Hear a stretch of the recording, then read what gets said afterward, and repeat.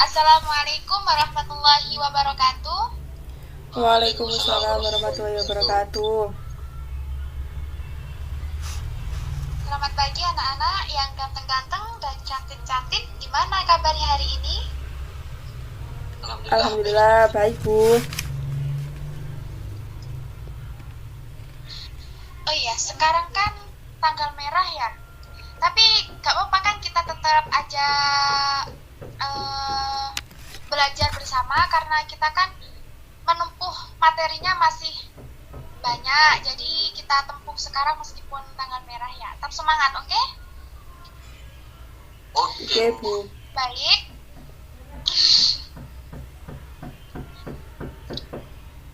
Baik, sebelum Ibu di sini menjelaskan materi, sebelumnya mari kita ngaji bareng surat-surat pendek agar diberikan kelancaran dan syafaat dari Allah Subhanahu wa taala.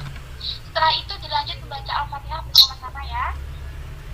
Yang akan dipimpin oleh ketua kelas, silahkan untuk Mas Amsori.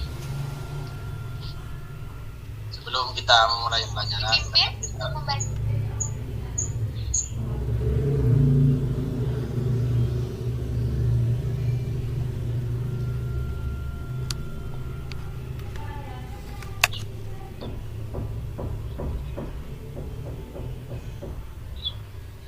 maaf Ibu, saya akan memimpin doa. Sebelum kita mulai pelajaran, marilah kita berdoa bersama-sama. Berdoa, mulai.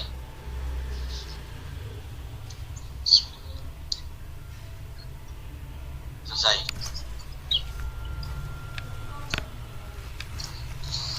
Ayo kita buka juz amannya. Ya, Bu. Sudah Ibu, sudah.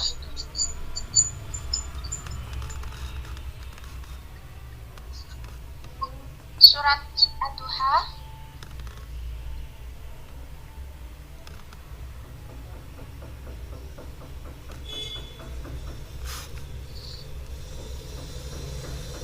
Sudah semua apa belum?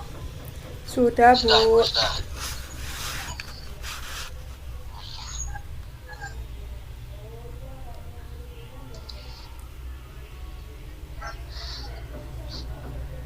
Bismillahirrahmanirrahim. Alhamdulillahirabbil alamin. Arrahmanirrahim. Maliki yaumiddin. Iyyaka na'budu wa iyyaka nasta'in. Ihdinas siratal mustaqim. Siratal ladzina an'amta 'alaihim ghairil maghdubi 'alaihim waladdallin. Amin. Bismillahirrahmanirrahim. Wadduha wal laili idza sajada. Ma wadda'aka rabbuka wa ma qala. Walal akhiratu khairul laka minal ula. Wala sawfa yu'tika rabbuka fatarda.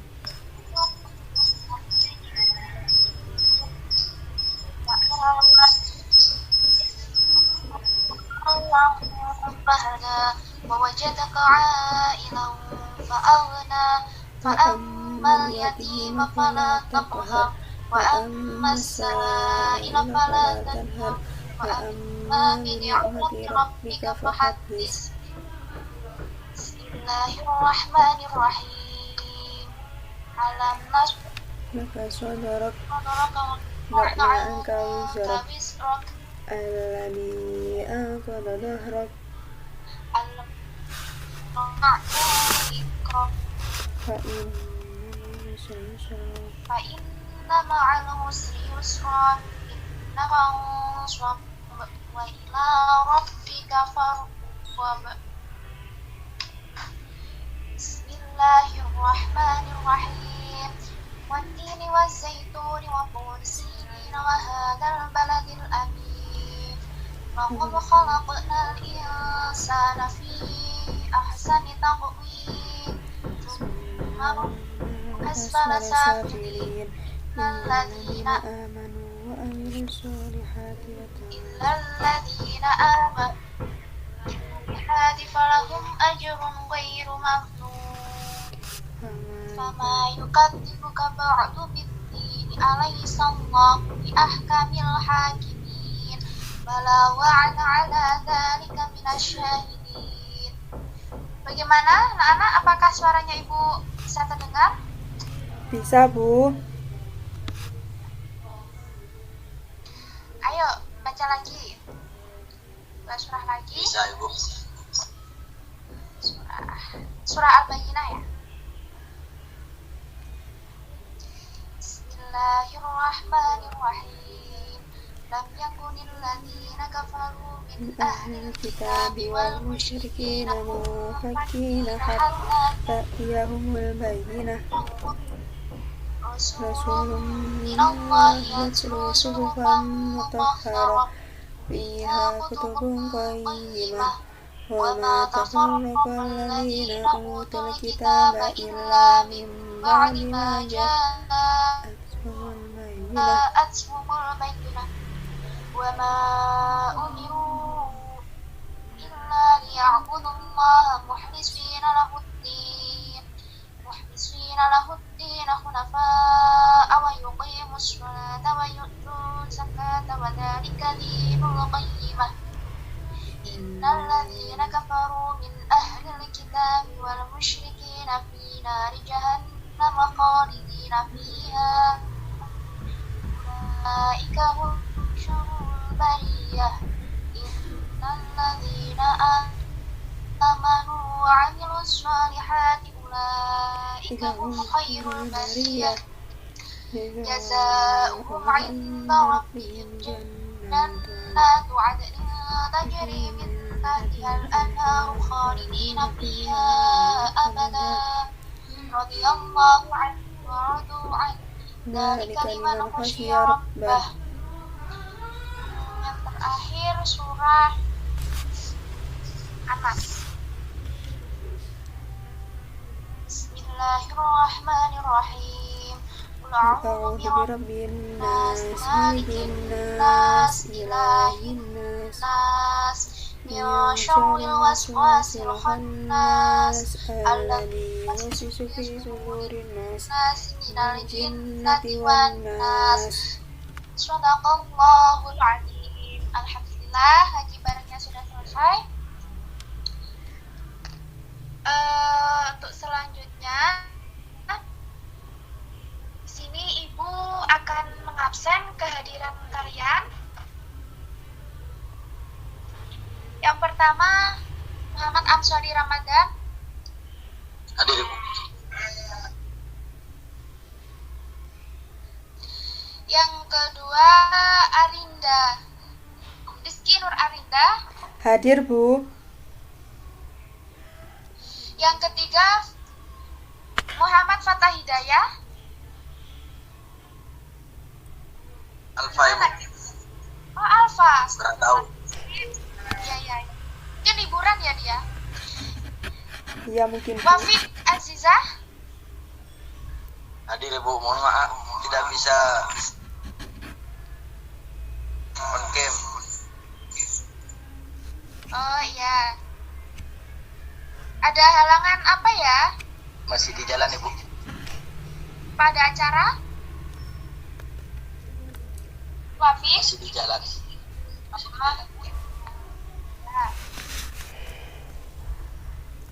Hikmatul Hasanah di mana? Ada apa enggak? Sakit, Bu, sakit.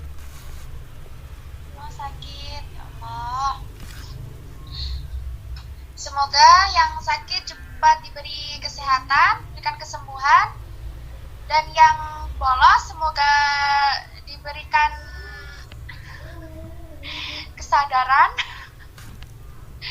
Ya, karena sekarang itu memang banyak sih orang yang sakit, karena sekarang kan musim pancaroba. Peralihan antara musim penghujan dengan musim kemarau itu ditandai dengan cuaca yang kadang itu sekarang kan mendung, hujan, berangin, atau bahkan sangat panas itu kan ya.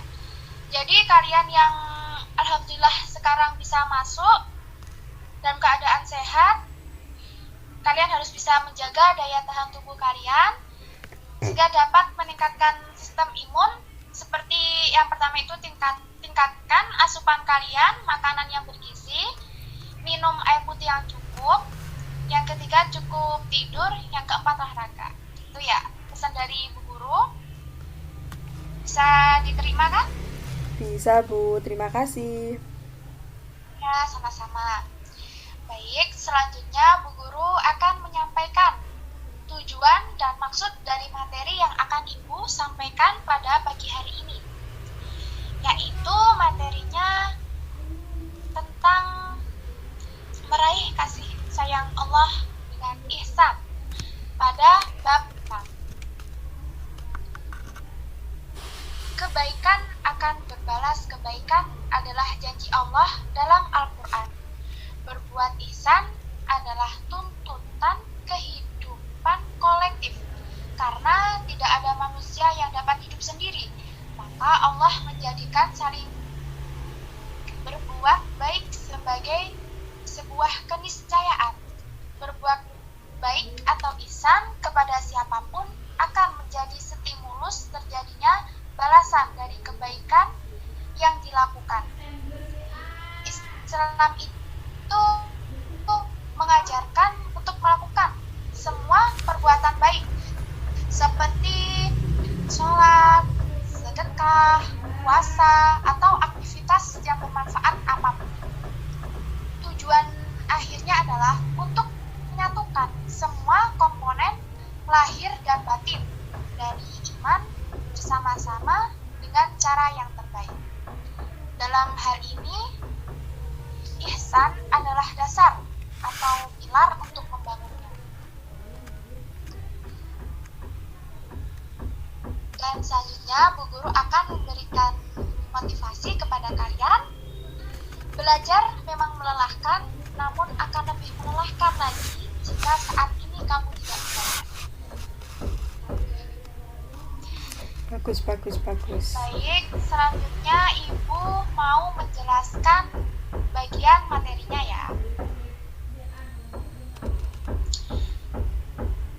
Tak tolong kepada Mbak Arinda untuk menampilkan PPT-nya. Oke, Bu. Sebentar ya, Bu. Ya. Gimana untuk yang lain? Kelihatan apa belum? Kelihatan Ibu. Baik, di sini kan Bu Guru mau menjelaskan materi tentang meraih kasih sayang Allah Subhanahu wa Ta'ala dengan ihsan. Nah, materi ini ada di bagian bab 6. Ayo Mbak, next. Pengertian ihsan. Ihsan ada dua, menurut bahasa dan menurut istilah. Menurut bahasa, ihsan dari sisi bahasa berasal dari kata kerja atau fi'il, yakni hasana yahsunu hasanah, yang artinya baik. Kemudian ada tambahan hamzah di depannya menjadi ihsana yuhsinu ihsanan, yang bermakna memperbaiki atau berbuat baik. Yang kedua, menurut istilah. Ihsan menurut istilah pada umumnya diberi pengertian dari kutipan percakapan Nabi Muhammad SAW dengan malaikat Jibril ketika beliau menjelaskan makna ihsan, yaitu engkau beribadah kepada Allah seakan-akan engkau melihatnya. Jika engkau tidak melihatnya, maka sesungguhnya Dia melihatmu. Jadi dengan kata lain, bahwa ihsan adalah beribadah dengan ikhlas, baik yang berupa ibadah khusus atau salat dan sejenisnya maupun ibadah yang lainnya. Mas, selanjutnya, ihsan ini kan dibagi menjadi dua. Yang pertama yaitu ihsan dalam beribadah kepada Allah Subhanahu wa Ta'ala. Yang kedua, ihsan kepada sesama makhluk ciptaan Allah Subhanahu wa Ta'ala. Nah, dalam dua ihsan ini bisa disebutkan juga musyahadah, dan muraqabah. Nah, berlaku ihsan ini kan bisa lagi dibagi menjadi 6. Di situ ada, di PPT saya kan ada 6. Yang pertama yaitu ihsan kepada kedua orang tua.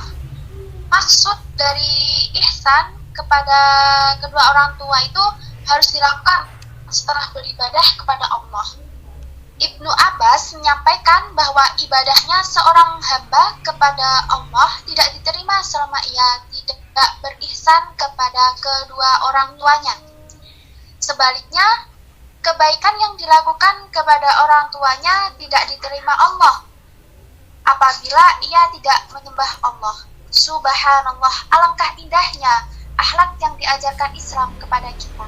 Allah mengaitkan keridhaannya pada seorang hamba dengan keridhaan orang tua itu pada anaknya. Dalam berbuat baik pada orang tua dijelaskan oleh Allah pada Quran Surah Al-Isra ayat 23-24. Bismillahirrahmanirrahim.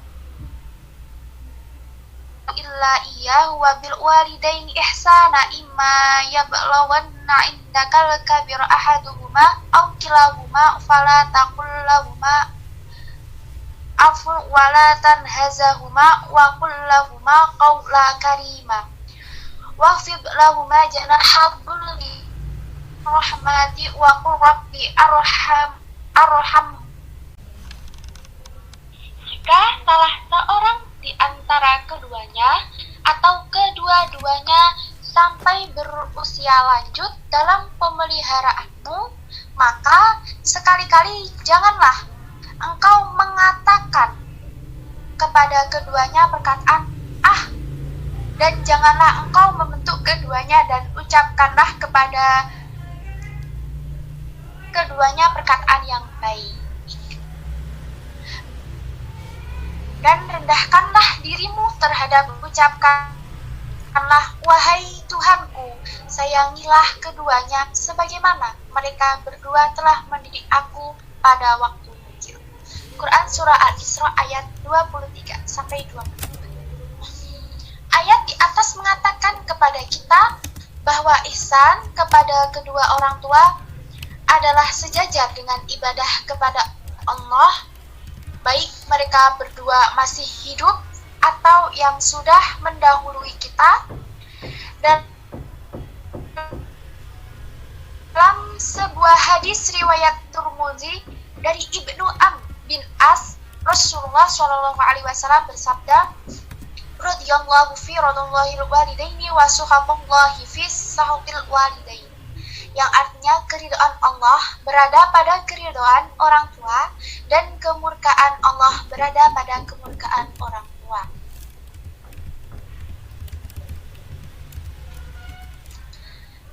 Termasuk ihsan kepada kedua orang tua yang sudah meninggal dengan tetap menjaga silaturahmi dan hubungan baik kepada teman, kerabat orang tua, dan ketika mereka masih hidup ataupun sudah mati, melakukan kebaikan yang sering dilakukan orang tuanya selama hidupnya, seperti berbagi sedekah dengan tetangga yang sangat membutuhkan bantuan, menyalurkan zakat, infak, dan sedekahnya kepada lembaga yang biasa menerimanya, serta melaksanakan wasiat dari orang tua kita yang sudah meninggal tersebut. Nah, kan pastinya orang tua kita kan biasanya berikan wasiat sebelum mereka meninggal. Nah, itu bisa juga termasuk ihsan kepada kedua orang tua. Gimana? Sudah paham untuk ihsan yang pertama? Sudah, Bu. Sudah, Bu. Baik, selanjutnya Ibu membahas ihsan yang kedua, yaitu kepada kerabat karib. Ihsan kepada kerabat adalah dengan jalan membangun hubungan yang baik dengan mereka, dengan mengharapkan ridho dan pahala dari Allah. Dorongan ingin mendapatkan pahala dari Allah ini yang menjadi kekuatan berihsan kepada mereka. Niat tulus ini akan mengalahkan prasangka negatif atau suudzon seseorang pada kita. Allah Subhanahu wa taala menyamakan seseorang yang memutuskan hubungan silaturahim sesama kerabat karibnya dengan perusak di muka bumi. Dan Allah berfirman, "Fahal 'asaitum in tawallaitum an tafsidu fil ardi wa tuqatta'u arhamakum." Yang artinya, maka apakah kiranya kami dan memutuskan hubungan kekeluargaan? Silaturahim adalah kunci untuk mendapatkan keridhaan Allah. Hal ini dikarenakan sebab paling utama terputusnya hubungan seorang hamba dengan Tuhannya, yaitu adalah karena terputusnya hubungan silaturahim. Dalam sebuah hadis qudsi, Allah berfirman, "Anallahu wa anar rahmanu khalaqtur rahima wa syaqqatu laha min asmi faman waswalaha waswalathu wa man qata'aha batatah." Aku adalah Allah, aku adalah Rahman, dan aku telah menciptakan rahim yang kuberi nama bagian dari namaku. Maka barang siapa yang menyambungnya akan kusambungkan pula baginya, dan barang siapa yang memutuskannya akan kuputuskan hubunganku dengannya. Hadis riwayat Tirmidzi.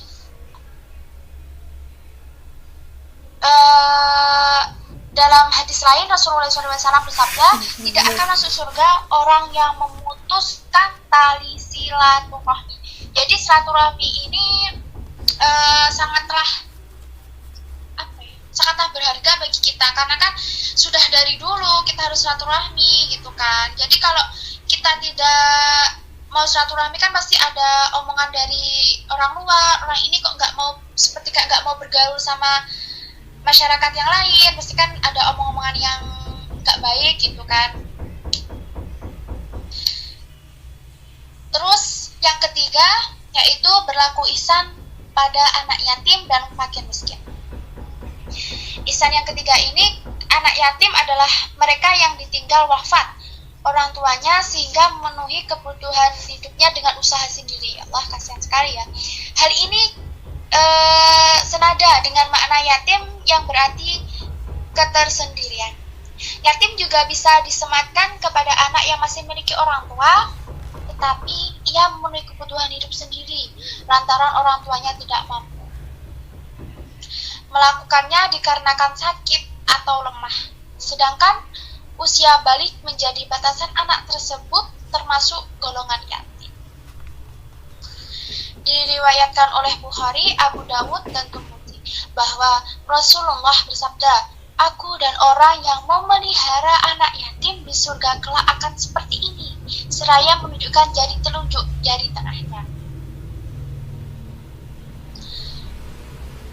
Diriwayatkan oleh Tirmidzi dan Nabi Muhammad SAW bersabda, Bismillahirrahmanirrahim, "Ani ibni Abbasin an-Nabi SAW qala man qabada yatiman min bainil muslimina ila ta'amihi wa syarabihi adkhalallahu al-jannah illa an ya'mala dhanban la yaghfarullah." Dari Ibnu Abbas bahwasanya Nabi SAW bersabda, barang siapa dari kaum muslimin yang memelihara anak yatim dengan memberi makan dan minumnya, maka Allah akan memasukkannya ke dalam surga selamanya, selama ia tidak melakukan dosa yang tidak terampuni. Sedangkan fakir miskin adalah mereka yang memiliki hak untuk diberi zakat pada urutan yang pertama. Orang yang tidak memiliki harta dan pekerjaan yang dapat mencukupi kebutuhan termasuk fakir dan miskin adalah mereka yang mampu untuk bekerja untuk menutupi kebutuhannya namun belum mencukupi. Jadi miskin itu kan dia bekerja bisa untuk menutupi kebutuhannya tapi dia belum bisa tercukupi, intinya gitu. Terus ihsan yang nomor 4 yaitu berlaku ihsan pada tetangga dan teman sejawat. Ihsan kepada tetangga dekat meliputi tetangga dekat dari kerabat atau tetangga yang berada di dekat rumah, serta tetangga jauh, baik jauh karena nasib maupun yang berada jauh dari rumah. Adapun yang dimaksud teman sejawat adalah yang berkumpul dengan kita atas dasar pekerjaan, pertemanan, teman sekolah atau kampus, perjalanan ma'had, dan sebagainya. Mereka semua masuk ke dalam kategori tetangga. Seorang tetangga kafir mempunyai hak sebagai tetangga saja, tetapi tetangga muslim mempunyai 2 hak. Yang pertama sebagai tetangga dan sebagai muslim. Sedang tetangga muslim dan kerabat mempunyai 3 hak, yaitu sebagai tetangga, sebagai muslim, dan sebagai kerabat.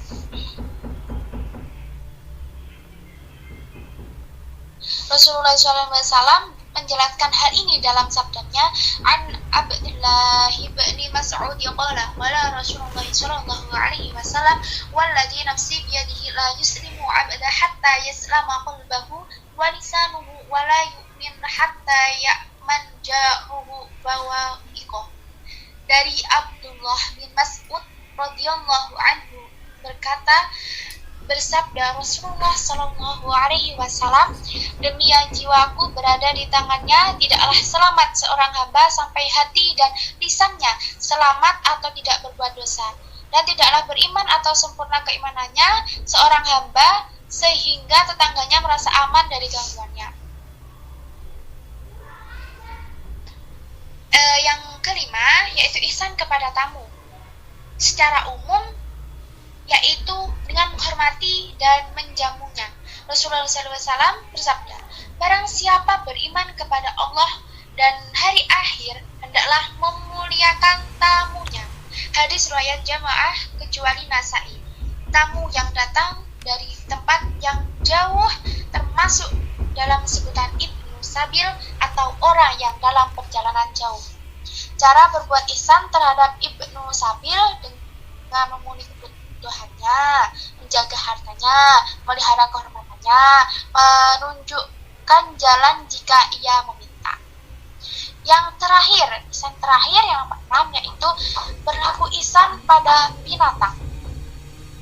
Berbuat ihsan terhadap binatang adalah dengan memberinya makan jika ia lapar, mengobatinya jika ia sakit, tidak membebaninya di luar kemampuannya, tidak menyiksanya jika ia bekerja, dan mengistirahatkannya jika ia lelah.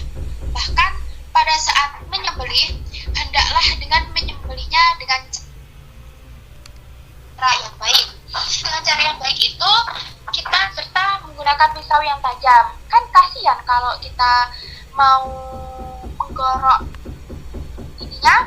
lehernya dengan pisau yang tajam, kan kasihan, menyakitkan. Jadi kita harus menggunakan pisau yang tajam. Terus sebagaimana tidak boleh menelantarkan binatang dengan keadaan lapar dan terkurung di kandangnya, sedangkan pemiliknya mampu untuk memberinya makan. Pelit ya berarti ya, kalau nggak mau memberikan makan pada hewannya, padahal kan itu hewan pemeliharaannya sendiri kan ya. Kalian jangan kayak gitu ya, kalau punya hewan peliharaan, kasihan hewannya, dia kan nggak bisa ngomong. Iya Bu. Pemiliknya tidak mampu, maka lepaskanlah binatang itu agar ia mampu mencari makannya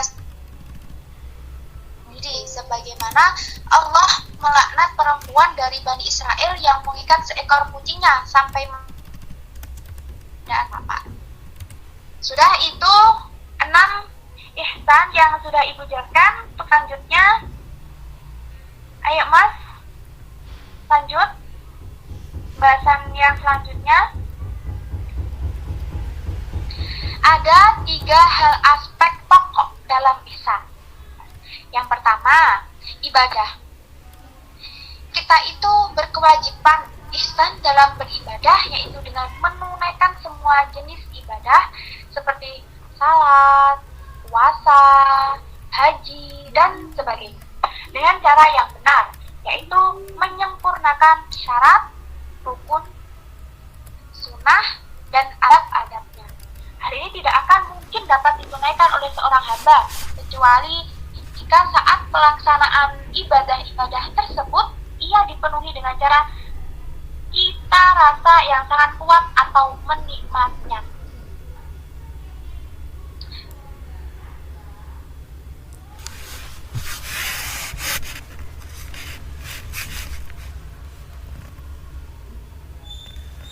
Hingga ia merasa bahwa ia sedang dilihat dan diperhatikan olehnya.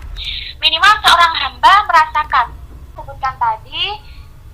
Yang tidak kalah pentingnya adalah juga jenis ibadah lainnya seperti jihad, hormat terhadap mukmin, mendidik anak, menyenangkan istri, meniatkan setiap yang mubah untuk mendapat ridha Allah, dan masih banyak lagi. Oleh karena itu, Rasulullah SAW menghendaki umatnya senantiasa dalam keadaan seperti itu, yaitu senantiasa sadar jika ia ingin mewujudkan ihsan dalam ibadahnya. Aspek ihsan yang kedua yaitu muamalah. Dalam bab muamalah, ihsan dijelaskan Allah Subhanahu wa taala pada surah An-Nisa ayat 36 yang berbunyi sebagai berikut: sembahlah Allah dan janganlah kamu mempersekutukannya dengan sesuatu pun, dan berbuat baiklah kepada dua orang ibu bapak, karib kerabat, anak-anak yatim, orang-orang miskin, tetangga yang dekat maupun yang jauh, teman sejawat, ibnu sabil, dan hamba sahaya. Kita sebelumnya telah membahas bahwa ihsan adalah beribadah kepada Allah dengan sikap seakan-akan kita melihatnya, dan jika kita tidak dapat melihatnya, maka Allah melihat kita. Yang terakhir, yang ketiga aspeknya yaitu akhlak. Ihsan dalam akhlak sesungguhnya merupakan buah dari ibadah dan muamalah. Seseorang akan mencapai tingkat ihsan dalam akhlaknya apabila ia telah melakukan ibadah seperti yang menjadi harapan Rasulullah dalam hadis yang telah dikemukakan di awal tulisan ini, yaitu menyembah Allah seakan-akan melihatnya, dan jika tidak dapat melihatnya, maka sesungguhnya senantiasa melihat kita. Jika hal ini telah dicapai oleh seorang hamba, maka sesungguhnya itulah puncak ihsan dalam ibadah. Pasti ada ya kata-kata tadi juga, menyembah Allah seakan-akan melihatnya, dan jika tidak dapat melihatnya, maka sesungguhnya Allah senantiasa melihat kita. Pasti ada kata-kata seperti itu. Karena kita membahas ihsan, jadi pembahasan ihsan itu pasti ada kata-katanya seperti itu. Jadi pada akhirnya ia akan berbuah menjadi akhlak atau perilaku, sehingga mereka yang sampai pada tahap ihsan dalam ibadahnya akan terlihat jelas dalam perilaku dan karakternya. Jika kalian ingin melihat nilai ihsan pada diri seseorang itu yang diperoleh dari hasil maksimal ibadahnya, maka kita akan menemukan dalam muamalah kehidupannya, bagaimana ia bermuamalah dengan sesama manusia, lingkungannya, pekerjaannya, kekeluargaannya, dan bahkan terhadap dirinya sendiri. Berdasarkan ini semua, maka Rasulullah SAW mengatakan dalam sebuah hadis, aku diutus hanyalah demi menyempurnakan akhlak yang mulia. Itu penjelasan dari 3 hal aspek pokok dalam ihsan. Baik Mas, untuk selanjutnya.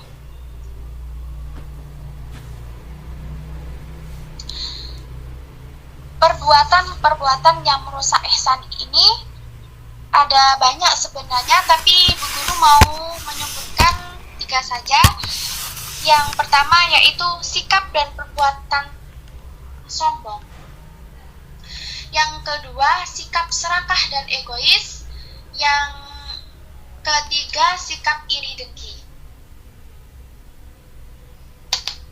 Apakah ada yang ditanyakan dari perbuatan yang merusak ihsan ini? Tidak, Bu. Sudah jelas. Mana, Mas? Mbak? Sudah jelas. Sudah jelas. Selanjutnya, ayat Al-Quran yang tadi, Mas. Nah, ayat Al-Quran yang berkaitan dengan ihsan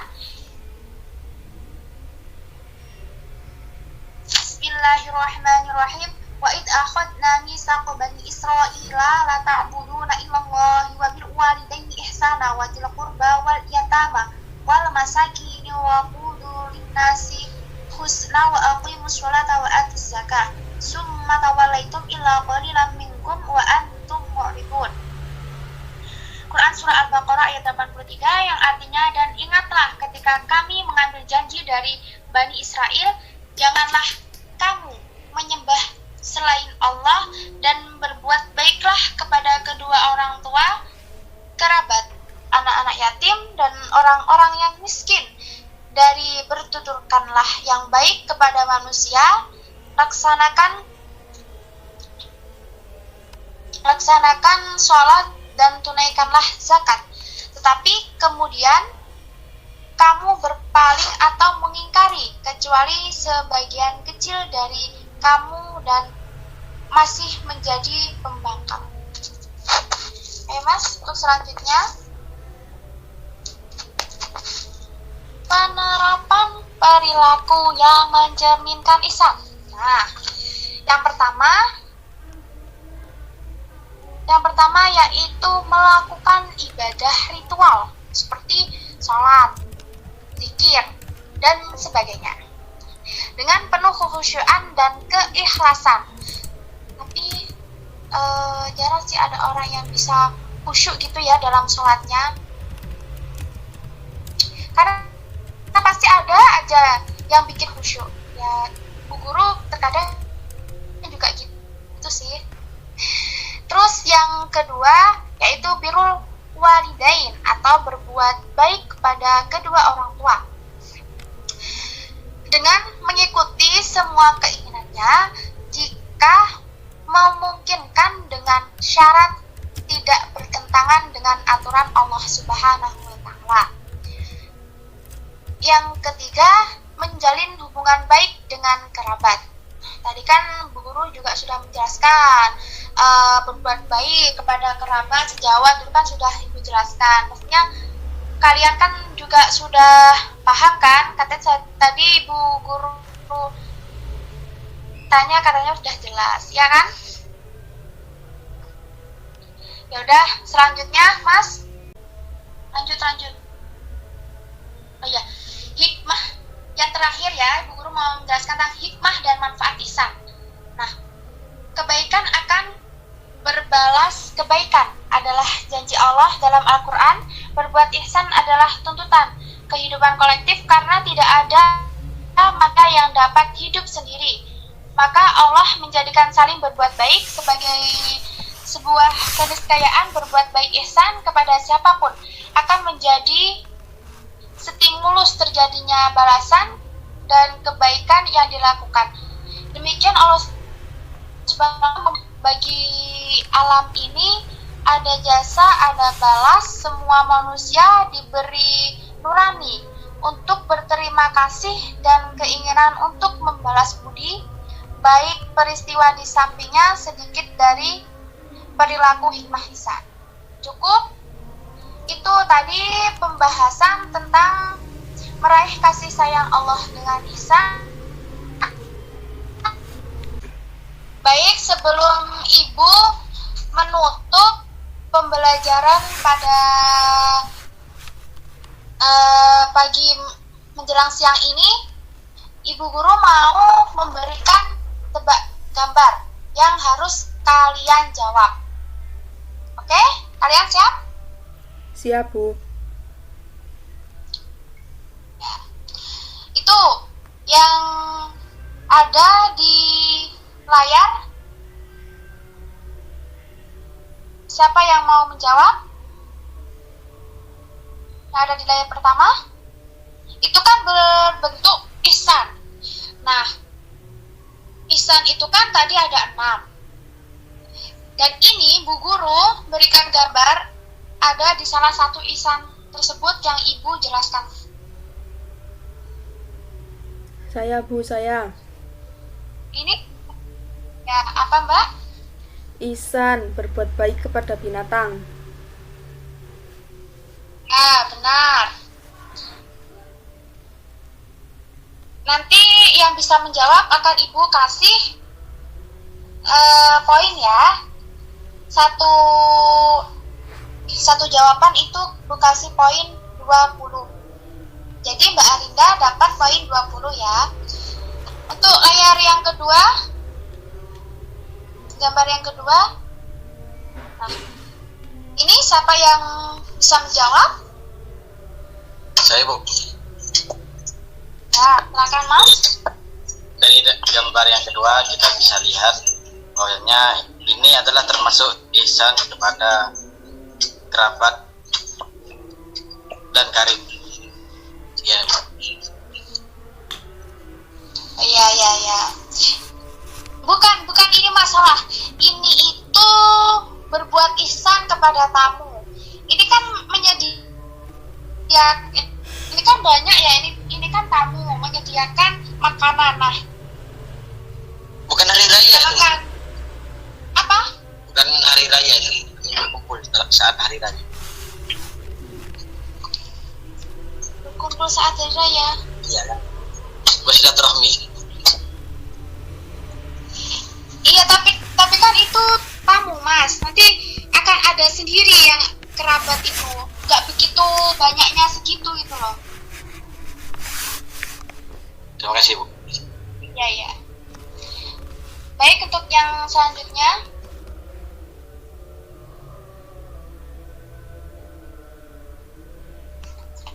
Siapa yang mau menjawab?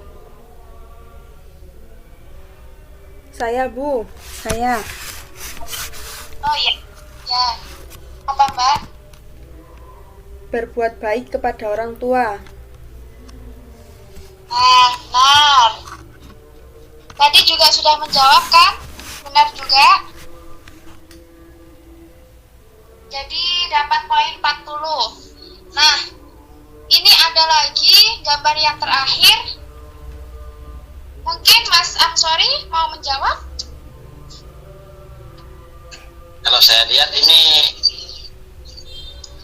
ihsan kepada kerabat ya, Bu ya. Ya benar. Tadi Mas Amsori 20, Mbak Arida dapat 40. Nah, terima kasih ya anak-anak sudah Ya, mau Bu. menjawab semuanya. Semoga pembelajaran kita pada pagi menuju siang ini bermanfaat, dan selanjutnya untuk pertemuan yang akan datang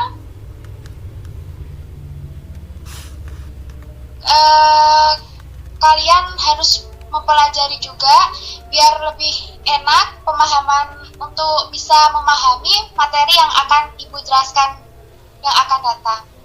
Dan yang untuk sekarang kalian besok bisa membuat kelompok dan buat tugas dikumpulkan untuk minggu depan. Ya, Bu. Oke? Ya, Bu. Gimana anak-anak? Ya, Bu. Ya. Oke, Bu. Terima kasih. Assalamualaikum warahmatullahi wabarakatuh. Waalaikumsalam.